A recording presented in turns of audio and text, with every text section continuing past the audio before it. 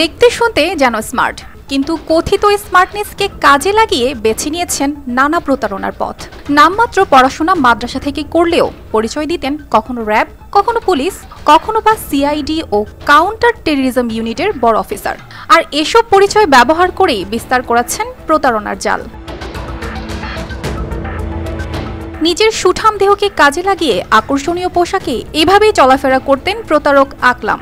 আধুনিক মডেলের মোটরসাইকেলে কাউন্টার টেররিজম ইউনিটের স্টিকার লাগিয়ে পোশাকের ধরন মিলিয়ে চলাফেরা ছিল তার। শুক্রবার ঢাকার নবাবগঞ্জ থানায় সংবাদ সম্মেলনে এমন তথ্য জানায় পুলিশ।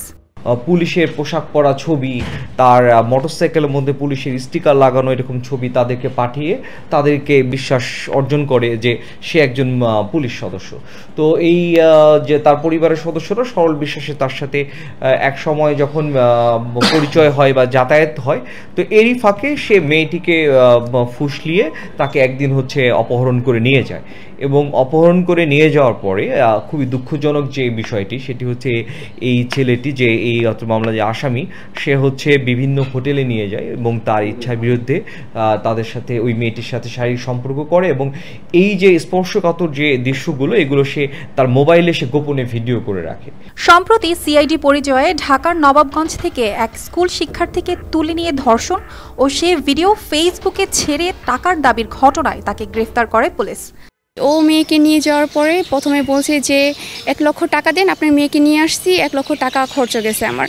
তো বাসা থেকে বলছে ঠিক আছে, তুমি মেয়ে এক হাতে দিবা, এক হাতে টাকা নিবা। বলে যে না, বিকাশ নাম্বার দিচ্ছি, বিকাশ নাম্বারে পাঠিয়ে দিবেন। পরে বাসা থেকে বলা হয়েছে যে না। পরে ওকে না জানে আমরা আইনের ব্যবস্থা নিই।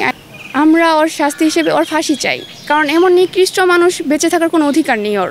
এমনই করছে, ওর টাকা দাবি করছে যে 50,000 টাকা দেন, 90,000 টাকা দেন। তো টাকা দেওয়ার পরে আমি বলছি যে হ্যাঁ টাকা দিব, সমস্যা নাই, কিন্তু আমার মেয়েকে তুমি দিয়ে দাও, ওর এক হাতে টাকা দিব, এক হাতে তুমি মেরে দিবে। বলে না, এভাবে হইব না, বিকাশে টাকা দিতে হবে। আর ওতে এই ক্রাইম অনেক আগেও করছে, আরও করছে। আমাদের পাশের গ্রামের কি পরিচয় দিয়েছে ও সিআইডি অফিসারের পরিচয়টাই দিছে। মানে একটাই দাবি ওর জানি ফাঁসি হয়। আর আপনারা তো ওরা দেখছেন, ও যদি এবার বের হয় তাহলে আমাদের কাউরে বাঁচতে দিব না। ও ডাইরেক্টে বলতেছে আমি একটা খুন করলো ফাঁসি হইব, 10টা খুন করলো ফাঁসি হইব, তোদেরকে আমি মাইরেই যাব। ভুক্তভোগী পরিবারের অভিযোগের ভিত্তিতে বৃহস্পতিবার ঢাকার মিরপুর থেকে আকলামকে গ্রেফতার করে নবাবগঞ্জ থানা পুলিশ। উদ্ধার করা হয় পুলিশের পোশাক, বেল্ট, জুতা ও কাউন্টার টেররিজম ইউনিটের স্টিকার লাগানো একটি মোটরসাইকেল ও মোবাইল ফোন। জব্দকৃত মোবাইল থেকে প্রতারণার বিভিন্ন আলামত সংগ্রহ করে পুলিশ। তাকে যখন আমরা গ্রেফতার করি, তার হেফাজতে থাকা সেই মোটরসাইকেলটি যেটাতে পুলিশের স্টিকার লাগানো ছিল, যেটি দিয়ে সে প্রতারণা করেছে এবং পুলিশের অ্যাক্সেস ইউনিফর্ম, জানি না সেটা বলেছে যে এখনও তার এক বন্ধুর কাছ থেকে সংগ্রহ করেছে।